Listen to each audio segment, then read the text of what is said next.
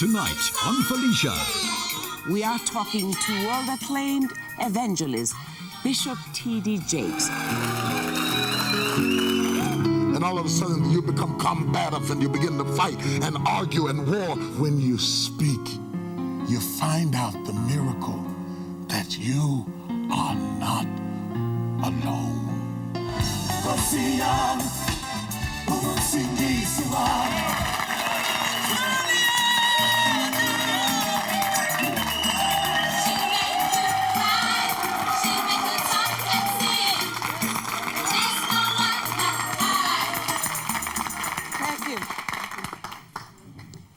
You will never be the same again. We are trying to reverse the tide against crime in our country by reaching into the inner souls of our men. In fact, the society at large. This is really what I'm going to call an emotional or spiritual revival.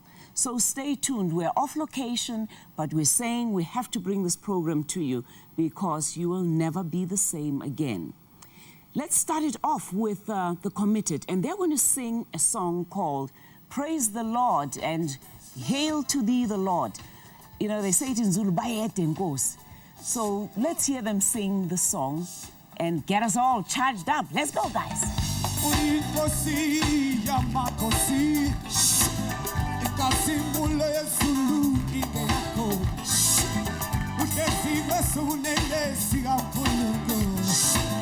Ufanelwe udunyiswa iguwe tembalambe Babu waliko pincha piso Balitela Ikalalame Wazitanza Isondo zambe Kosiyama Umusindiswa Tembalambe Manina kofi Kosiyama Umusindiswa Tembalambe Manina kofi Kosiyama Umusindiswa Tembalambe Manina kofi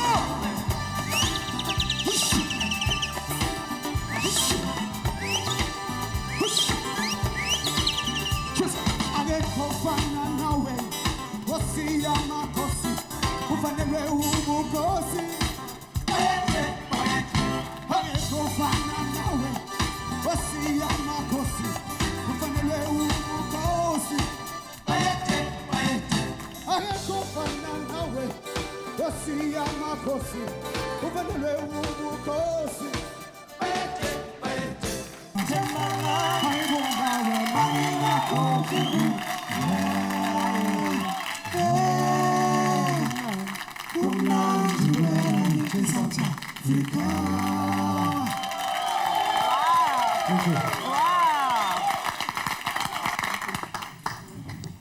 You will never be the same again. These were the words of world-acclaimed evangelist and motivator, Bishop T.D. Jakes, as he addressed over 25,000 people at the MTN Dome recently.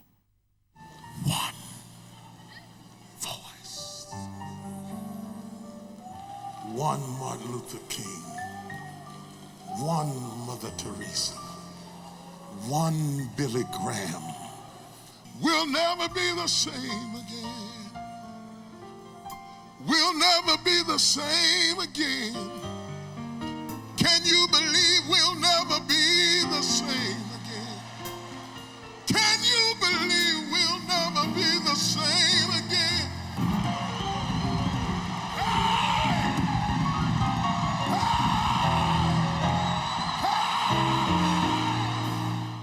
What are you going to do with the time you have left? Are you just going to run around with the same cup? Or are you going to do something important before you die? I want you to rush to this altar, and I want to pray for you. Rush to the altar. Don't walk, don't stroll, rush Open your mouth to God. Open your mouth to him. Begin to pray to him, to call to him, to cry to him. Call upon him. Call him. Call him in the hours. Call him. Call him. Call him.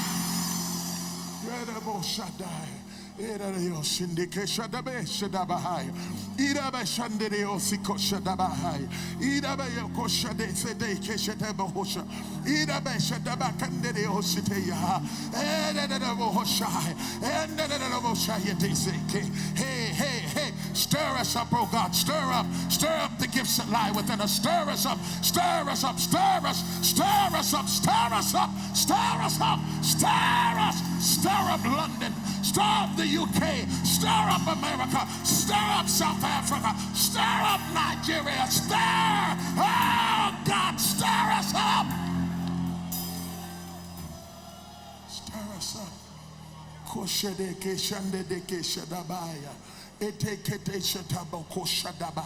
Set us on fire. Holy Spirit, set us on fire. Let the fire get all in the house. Let it go all down the aisles. Let it reach all down the aisle, all around the altar. Let the fire burn, a burning that can't stop, a burning that won't quit, a burning that will not be quenched. Spirit of the living God, fall fresh. Set somebody's mouth on fire. Set their tongue on fire. Stir us up, oh God. Stir us up, stir us up. Stir us. Yes, that's right. Open your mouth, open your mouth. Nehemiah, open your mouth to God. Open.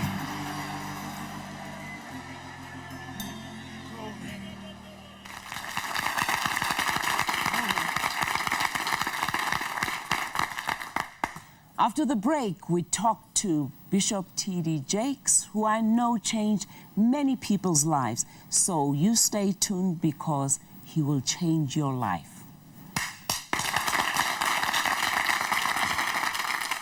It is important that you know that you're one moment away from a life-changing experience. And when you have that moment, maximize it. Psychics, crystal ball readers, astrologers, palm readers. What a show. Our daughters were abducted 10 years ago. The lady in the blue, there's a very sad story to that one. Have the personality of a fire sign. You can be very, very involved. The vision's inside, and then I foresee the future for you there. Obesity. Do you have a child who is overweight? Are you an adult who has a weight problem? We want to help. Call us on Johannesburg 476 8411 or 2. Motivate yourself. Challenge yourself to go to the next level of your life. Wake up in the morning and say, this is my day and I'm going to have it. No devil in hell can take it away from me. God gave it to me. I'm going to live it to the fullest. I refuse to be mad, upset, frustrated, or intimidated. I will have a great day today, and no devil in hell will rob me from it. For I am fearfully and marvelously made. I am the head and not the tail, above and not beneath. I'm an overcomer. I can do all things in me, anything through Christ which strengthens me. I am one of a kind. You will never be the same again. We are talking to world-acclaimed evangelist, Bishop T.D. Jakes, all the way from Texas. Let us meet him. Let's give him a South African applause. Yeah. Bishop! Have a seat. What an honor it is. Wow. I'm excited to be here. Are you enjoying South Africa? Oh, I love it. Oh, let me tell you what. I was called by one of the newspapers, Sunday Times, and said, give us 3 people who've managed to have an impact in your life. I started off by saying my grandfather, because he obviously was the one who shaped and molded me in many ways. He brought me up. And I said a gentleman called George Soros, because he said, if I invest in you, I have a feeling you'll go back to your country and make a difference. And he has, and he did, and maybe his predictions were right.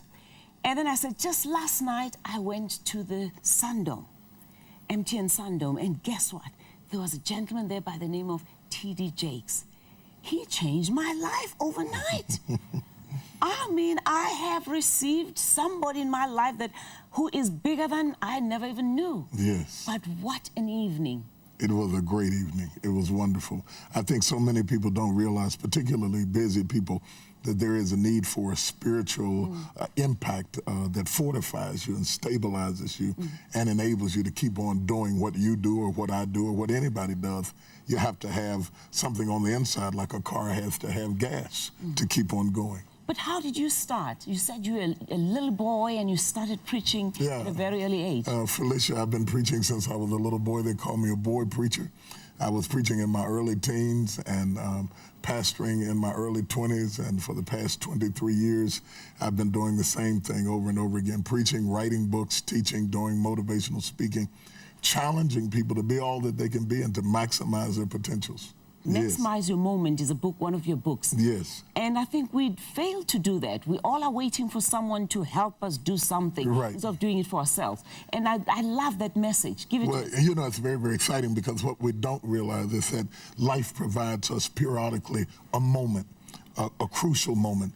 And when that moment comes, first of all, you must have the instinctiveness to know this is my moment. And then the bodaciousness to maximize that moment without intimidation, insecurity, or fear. Sometimes when people have been through trouble in the past, they become so defeated that they think that they cannot get up. It is important that you know that you're one moment away from a life-changing experience. And when you have that moment, maximize it, live it to the fullest.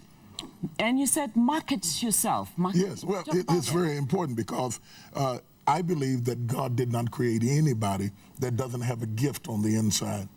When you find that gift, you have to be prepared to market that gift, not be shy about what you can do, to say that you can do it and be clear about it. But guess what? In South Africa, they say you're boasting. You're boasting when you do that.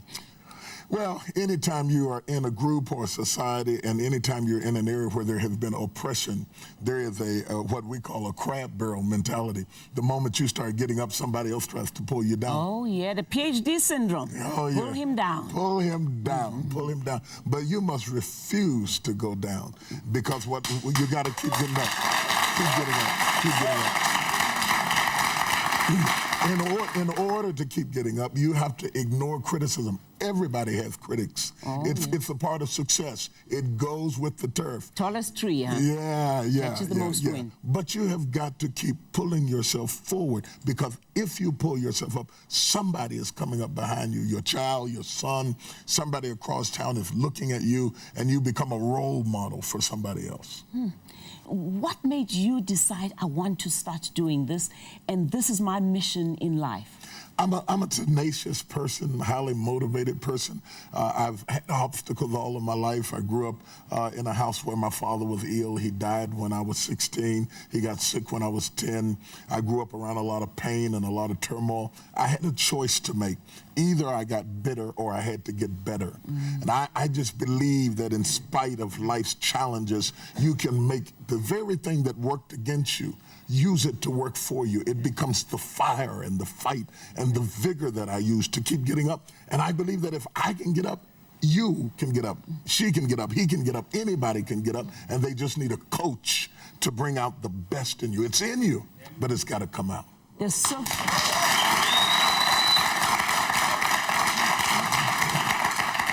so many people are watching this show right now who are saying, I just cannot even get out of bed. Life is so tough. I don't know when to start. Lord, where are those pills? Let me just drink all of them and go. Oh, let me just get that rope and hang myself. And I'm saying to them, you don't need to do that. No. Help us, help them. Every morning that you wake up is a gift from God. It's an opportunity to change whatever went wrong yesterday. When you open up your eyes and you wake up and you're not dead, that means you have the power to turn it around again. If you don't like your life, change it. In my book, I talk about where we are today is a result of the decisions we made yesterday or the decisions our parents made yesterday.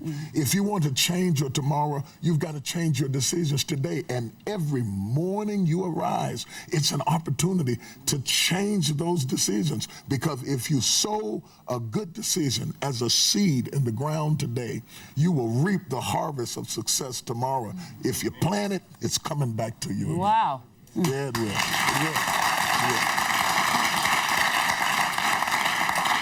You said, I'm tired of mediocrity. Be pregnant with purpose. Well, mediocrity, the normalness, the boredom, routine, ritualism. I'm just not a person who likes routine. I like the unexpected. I like to be able to change the environment. My message is a message of empowerment, and I like to minister it primarily to people who feel broken and wounded and hurting. I like to consider myself a coach that gets behind you and shows you how you can go to the next level. All of us are where we are because somebody got behind us. You don't get there by yourself. That's a fact. Somebody's got to pump into your head that you can do it. So I want to be the guy who stands over in the corner and you're in the boxing ring boxing. I'm in the corner saying, hit him again. Because if you hit him again, you can knock him out. I like that, pregnant with purpose. Yeah. You know, and I think that's the drive many people... Well, you're a woman, and when you talk to women about being pregnant, they relate to it, they understand it. I can tell you. They know that there's life in her. And the only way to get the life out is to go through pain, and that the pain is a part of the process. But if you're going to birth the product, you have to see the pain as a part of the process. And so when you start talking about being pregnant with purpose, you are also saying to somebody who is in pain that the pain is not insane, that it has a reason, and that if you can bear the pain and in fact push in the middle of the pain, something inside of you that's greater than the pain can come out of you. If you stand up and take it. You know, and something else you talked about, the walls around. You said a city without a wall or without walls allow crime to come in. A body that does not have its walls up will allow disease to come in. Explain that again. Well, there are a lot of different walls. In the Bible days, they put walls around a city to protect it against the enemies. The enemy had to hit the wall before he could come in the city. If there were no walls in the city, then anything that wanted to could come in or out at will. In the same sense, we have to have a wall around our family, a wall around our finances, a wall around our own personality. And if those walls are broken down, every trend, idea, peer pressure, whatever, it comes in through those walls. So those walls must be built up. And what we have to understand is that if our walls are torn down, whether they're torn down around our masculinity, our finances, or our country, we have to assume the responsibility of brick by brick, block by block, stone by stone, building back the walls so that we're not vulnerable to the outside influences that want to come in and corrupt us. It's got to be done, and it begins one brick at a time.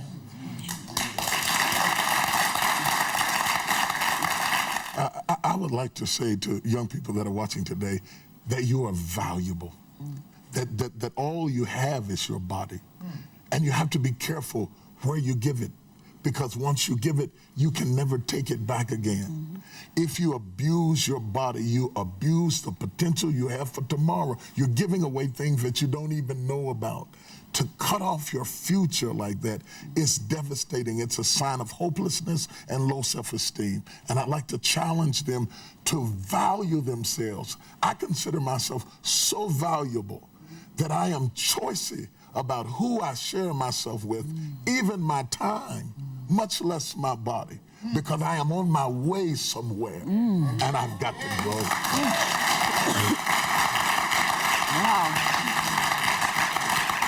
Catching most of the phrases that you use, and they meant so much to me, and I'm sure to many of us who are trying to make a small little difference in this country. You said the enemy is trying to distract you, so you never discover your strengths. Well, it's a matter of significance. You have to deem yourself as significant, your cause as significant, because your trials are significant. The greater your obstacles, it's really an indication to you of your own greatness. You wouldn't experience great attack if you didn't have great potential. Discovering your significance is the release of the greatest treasure you will ever have. To know that you are significant to yourself, to your God, and to those with whom you have to do. And out of that awareness comes the power and the potency to produce, to perform and to provide. And in an economy where there is devastation and despair, once you lose your sense of significance, you just plummet downward, drowning in the conditions of your time. But the moment you say to yourself, I am significant, you are saying I am effective. And when you know you're effective, you can bring about change and reformation. Wow. One thing I find, and I'm going to be a little racist here, as black people, we find that we never want to see a black person rise. We all should suffer together. We should all be on welfare together. We should all be somewhere in the township together. Somehow we don't realize if one black person rises, he or she can bring up others. Oh, you opened up something when you said that. When people are broken and they are not used to seeing success in their color, when they first see it, they don't have an appetite for it. They're not accustomed to it, and they think something is wrong with it. But if those first, what the Bible calls first fruits, those are the first generations of successful people, can withstand the peer pressure and refuse to go back, what you actually do is you're actually being a motivating influence, even to those that are criticizing you, because subliminally we begin to know that if God can do it for her, He can do it for me. It takes a while for that to sink in because we are filled with stinking thinking.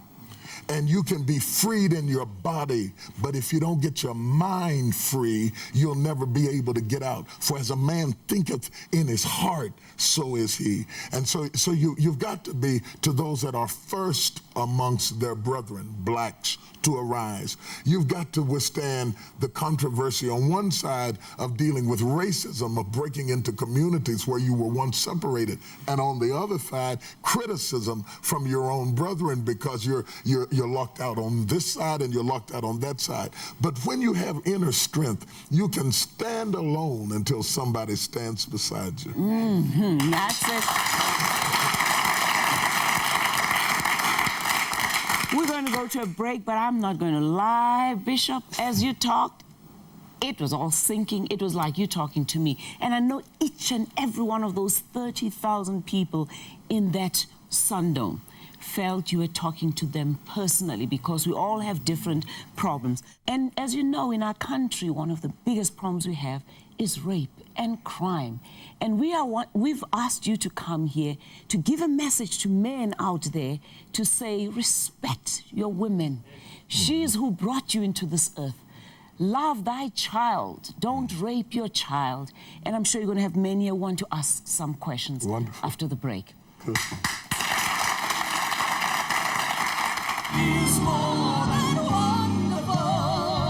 Change starts in your head. We all cry.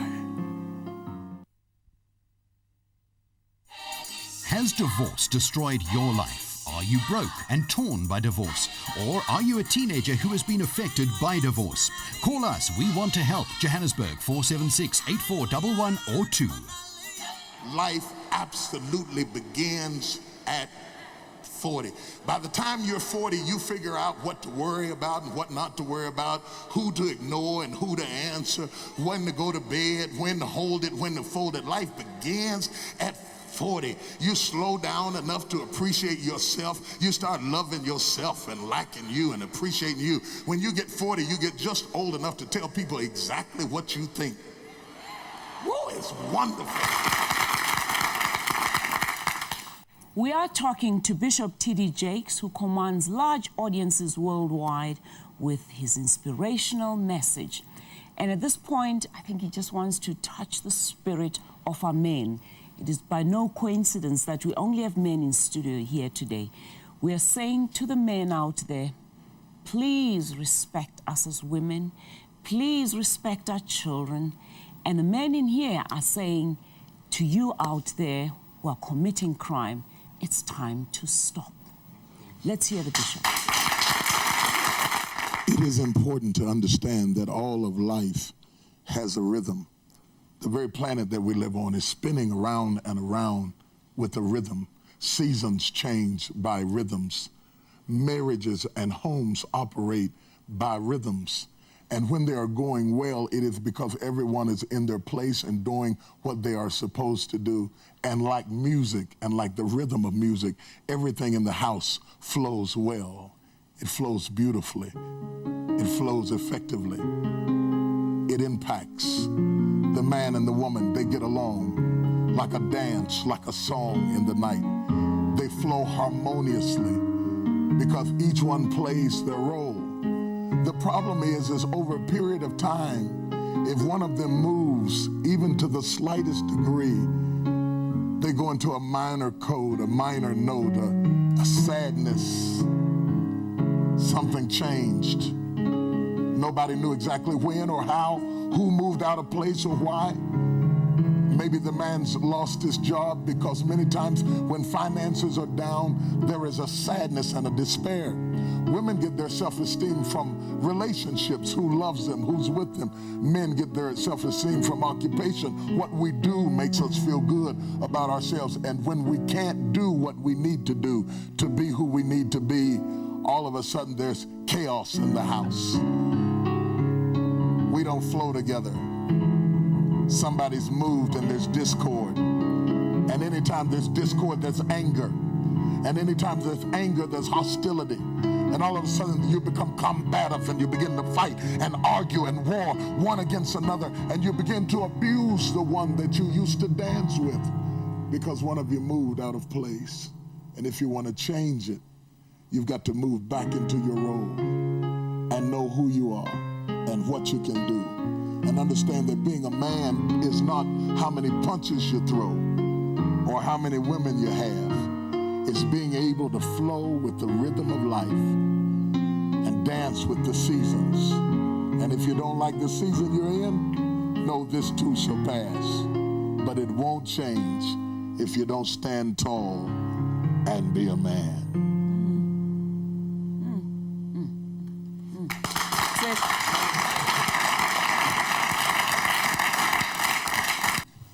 Bishop, you can answer from there, Bishop. You want me to stay there? Okay. I want to know if somebody like me wants to make a difference to the world and things seem to be tight out there. What do you say to him who seems to be losing the strength to go on? Your eyes are red. Are you crying from this?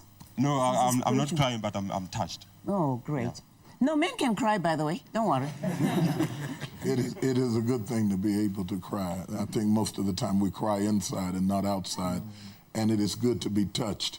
And I want to say to you in response to your question, when it comes to changing things, you can't change generations of problems overnight. It's going to take time. But change is instituted through stages. And the stage begins by affecting the world in which you live, the people around you. And as you begin to bring about minor changes, it is frustrating to expect to bring about massive changes after years of oppression. As a person of African descent and a black man from a different country who had to overcome a different obstacle, we did not overcome them overnight. We are several generations from slavery, and it took a lot of time for us to get where we are. So don't expect everything to change overnight. But change starts in your head and how you see yourself. And nobody can take away from me how I see me. And I will ultimately become what I say I am and not what they say I am. Thank you very much for this opportunity, Bishop. I just want to ask a question relating to choosing a role model, because I've realized that in our community, like I think it was Dr. Ed Louis Cole who identified the problem that we grow up as boys wanting to be men like mama, because when we go to kindergarten or crèche, you find that we are taught by females. Right. When you go to primary school, starting your school, you are taught by females. In the house, you find that daddy is never present. You know, even if sometimes he may be present, but he's absent, either reading his newspaper and all that. And there's never time for bonding or, you know, where daddy comes to you to say, young man, this is how to be a man. So you grow up not really knowing. You're in the dark. You're trying to be a man. And I would believe that's one of the reasons why you find that we're fighting women and all that because we don't really know how to be gentle, how to be a man. And you try to look out there for role models, for somebody that you can look up to and say, I want to be like him, but you find that he's also disappointing you. So how do you find a role model in times like this? It's a great question. It's a great question. I think role models begin with finding things to respect about people rather than to be critical. Everybody has areas in their lives that they are not as productive as they ought to be. It begins with recognizing that in the midst of my weaknesses, I have strengths. And so you might have to select different aspects of different people to admire. And as you admire them, they become a powerful tool and a powerful opportunity. The other thing that I want to say that is very, very important that most men make the mistake of, we have a tendency to equate masculinity with sexuality. And sex becomes how we medicate the lack of intimacy, because we don't know the distinction between sexuality and intimacy. So we really need intimacy, but we settle for more sex. And the frustration with women is women know the difference between sexuality and intimacy. If a man is going to achieve intimacy, it simply means into me see. Into me see. After the break, a message of hope and peace with a song of healing from Trevor Sampson and Molly Kelly. You will still have an opportunity to hear from Bishop T.D. Jakes. Success is not doing what I do, but doing what you were created to do with all of your might. Send topic suggestions to FMS Productions, PO Box 29896, Melville 2109, or by email to fmsp@iafrica.com. To be part of the studio audience, call Johannesburg 476-8411 or 2.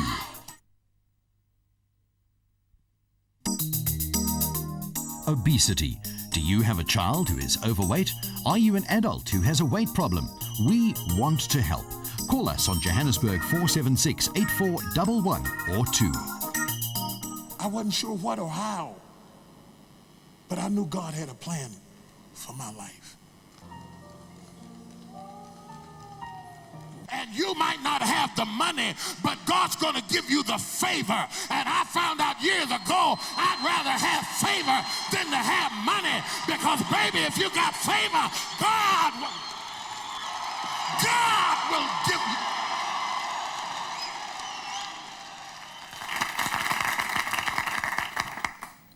It's time for Healing a Nation. Now we're going to hear from Trevor Sampson and Molly Kelly singing More Than Wonderful. And stay tuned as Bishop T.D. Jakes touches us all.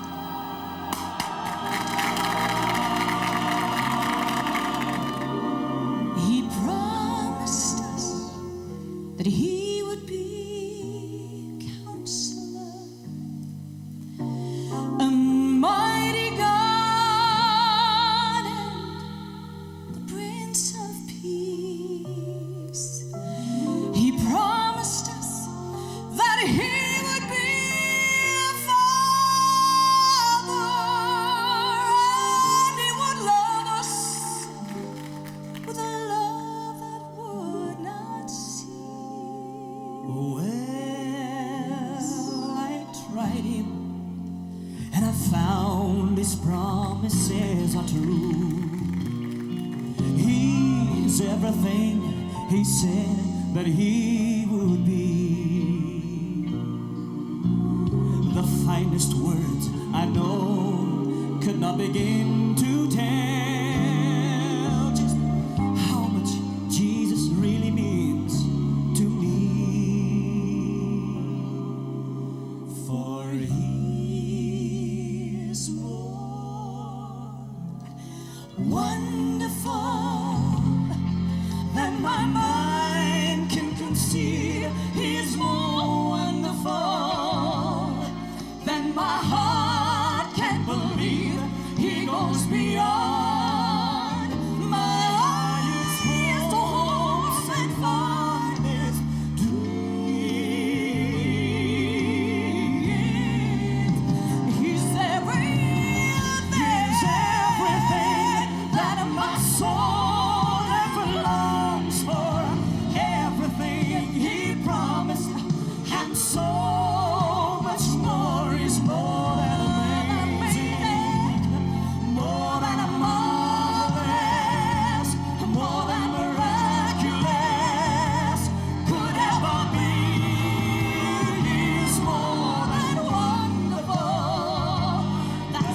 Jesus is to me.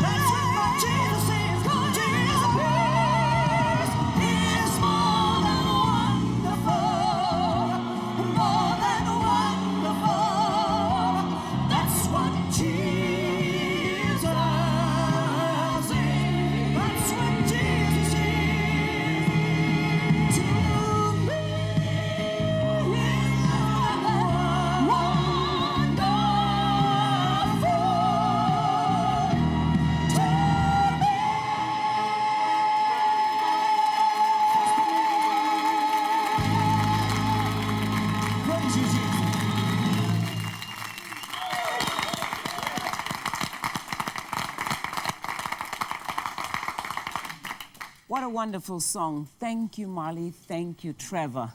Wow. We're now going to continue with Bishop Jakes to get us going. And I always think people are scared to be different, dare to be different. And that's what your message has been, really. Dare to be different. You are here on earth for a purpose. God put you here for a mission. Are you accomplishing your mission? Let's hear some more from Bishop. You spoke about each individual having significance and a purpose and a destiny.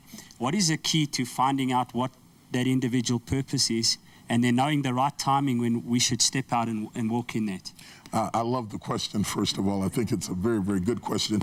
It is a question that all of us are born with hanging over our heads. Who am I? What can I do? What are my talents and what are my resources? In fact, surrounding yourselves with people who help you to see yourself is significant. Because what all of us really want to know when we're alone with somebody we really trust is, how did I come across? You know, did I make sense? Who do you say that I am? Because actually I'm trying to discover my own giftings and creativities. One of the things that helps us to be effective is to find out what you care about, because your passion about an issue gives you the power to change it. And never go to work where you have no passion. As men, if we're going to be potent, we have to have passion. Because if we lose our passion, we become impotent. As we are sexually, so we are occupationally. If we have passion for it, we have power to do it. Thank you very much. Bishop, as a pastor, there is this serious concern that we are experiencing, especially in the township, that men are not only committing suicide out of frustration because of unemployment and a lot of other problems. They kill their families, not only children, they kill everybody. And it is a great concern. I would like you, Bishop, to address that problem. I think that there is a great deal of healing that goes on, and it has to start in the pulpit. Largely in my country, the thing that caused our people to survive the devastation of slavery was the pulpit. The pastor becomes more than a preacher. You cannot emulate other pastors of other nationalities because they have different challenges. Our challenge is to keep them alive until they come out of it. And so every Sunday they get to hear us. We must be the motivator that says, it's gonna happen. It's gonna work. Hang on in there. Because if they don't get that constant reinforcement from us, they actually have nowhere else to get it. And preaching that message over and over again and enabling them to see small successes. Because I think when we want everything, we want it now, especially young people. We want it now. We want it right now, everything today. The reality is you cannot get everything today. You come out in stages. When God created the world, he didn't create it all in one day. So in my book, I talk about small successes, short range and long range goals.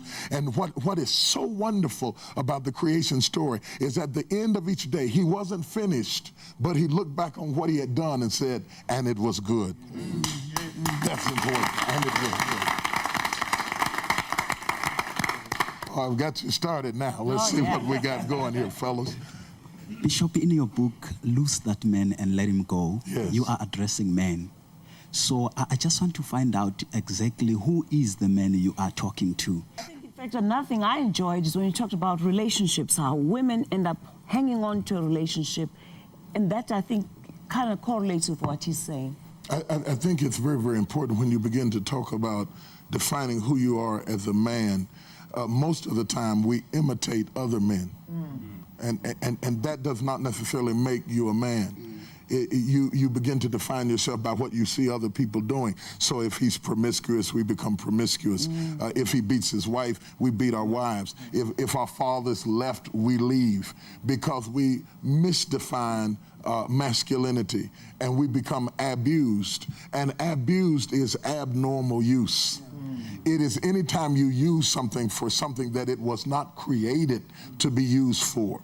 If you are going to find out who you are as a man, you have to go to the one who created you and say, what did you create me to be? You want that real quick? Dying to ask. Oh, quickly. Do you mind if I stand? Yeah, why don't you go on to the stage, Bishop, or you want to come close to the bishop? Okay, I'm not going to lead it. That's fine, you go ahead. No, go ahead. Bishop, I want to put a T, a Q and A to you. Okay. First, the T is a tell. I've been standing in my room one day, and I had this urge for this woman that I wanted to go with. Suddenly, an awful wave of loneliness overwhelmed me. I thought of all the mean things in life, and of all the mean things life has done to me, what I've done to life, and especially to this woman. Bishop, all of a sudden, something out of the side of my right pocket, I felt something hot on my hip, smoke coming out of my right pocket. And when I looked, I saw that the matches in my pocket caught fire. It was there that I felt that I am Satan's son because of what I planned to do. And Bishop, I went to the door, still with this urge. And right there, I felt this joyous power of something overwhelming me. I felt the Spirit of God over me. And I turned back and I said, Lord, I felt you right now, but please don't leave me again. Now, I want to know this morning, why up till today, I still always, where I go and I drive in my office, where I always feel this wonderful Spirit coming over me, loving everybody, loving this person every day. What is this? What's happening to me? Well, you know, there's two things I want to say to you. First of all, standing this close to you, talking to you, I get the oddest feeling that somewhere way back inside of you, there's been terrible pain, conflict, that you are a hurting person in a definite way. And I feel it so strongly, as if you had been hurt or traumatized, or as if you have some unresolved issues that haunt you like ghosts in the night. This pain that you bury and that you hide is still fighting you.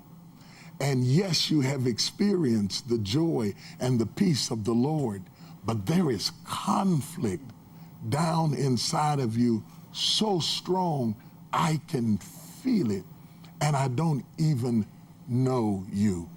I want to say to you that none of us can change where we've been, or what happened to us, or who hurt us. We are powerless to correct 30 seconds ago. It's over and I cannot fix it. It can be changed. What is hurting you can be fixed. There are some things in you that you share with no one. These secrets from your past pollute your present and threaten your future. Let me tell you something. Open your mouth and talk, not just about Jesus, not just about church. Talk about who you are, because there is healing when you can talk about it, you can get rid of it. Amen.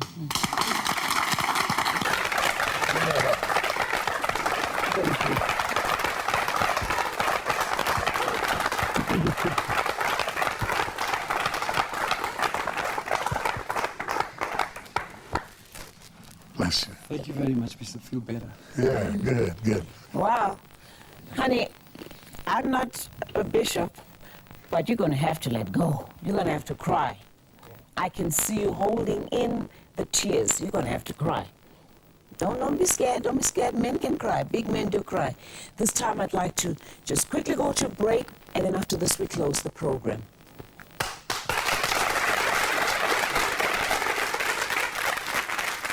We all cry. We all ache. It's just we can't tell anybody. Psychics, crystal ball readers, astrologers, palm readers. What a show. Our daughters were abducted 10 years ago. The lady in the blue, there's a very sad story to that one. Have the personality of a fire sign. You can be very, very involved. The vision's inside, and then I foresee the future for you there. Has divorce destroyed your life? Are you broken, torn by divorce? Or are you a teenager who has been affected by divorce? Call us. We want to help. Johannesburg, 476-8411 or 2. The truth of the matter is, this man is not alone. He's just a man who had the courage to scream out what many of us scream in. All of us have things that haunt us and hurt us. And when you start talking about domestic violence and rage and sex and incest and abuse, it's because we're dealing with our demons, fighting our struggles and confronting our past. We have got to be able to talk. It is so much easier for women to just say how they feel. And we do it in non-verbal communications. We act out our rage because we do not. We're muted and we don't speak. We must speak.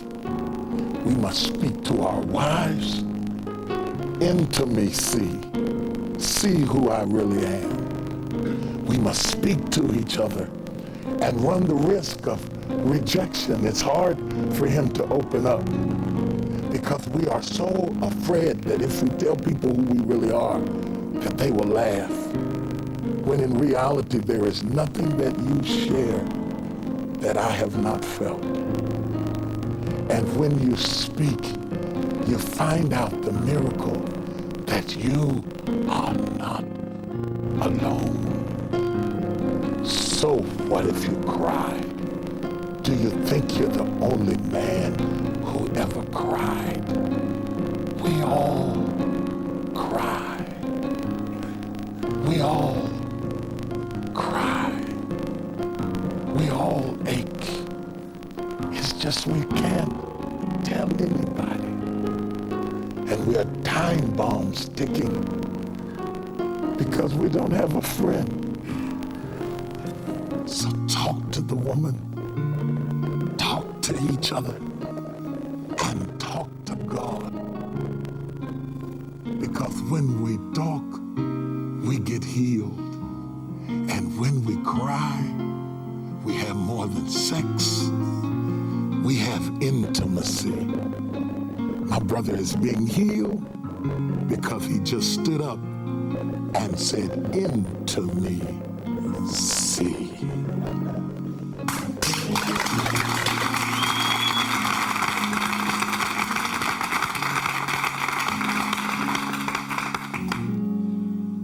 Whoa.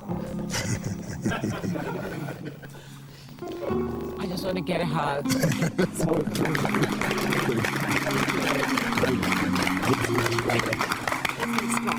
Yes, yes.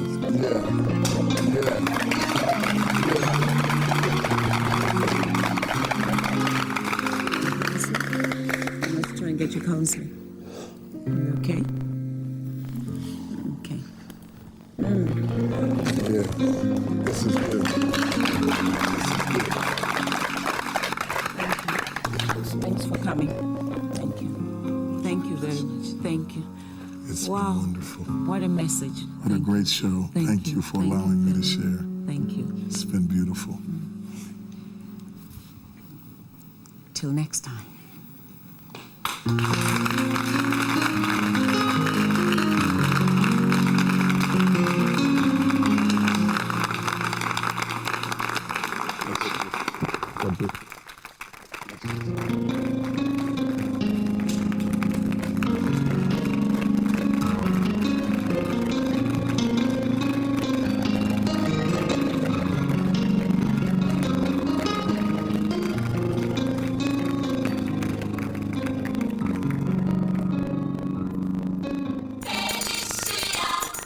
Your attitude does determine your altitude. Your secret to life success has a lot to do with your attitude. One word at a time. You can achieve anything in life that you set your mind to. Yes, Felicia does care. Remember, you can accomplish anything in life with the right mindset. Yes, Felicia does make a difference. For more inspiration, call the Felicia Motivational Line on 082 280 8500. Also read Felicia's Straight Talk in the Sowetan Sunday World.